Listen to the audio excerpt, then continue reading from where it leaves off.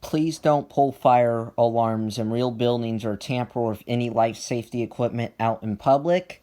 I am not responsible for your actions if you choose to do so.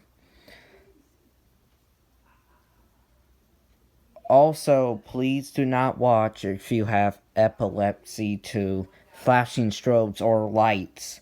That is the quote from Firelight 457 in his fire alarm system test videos.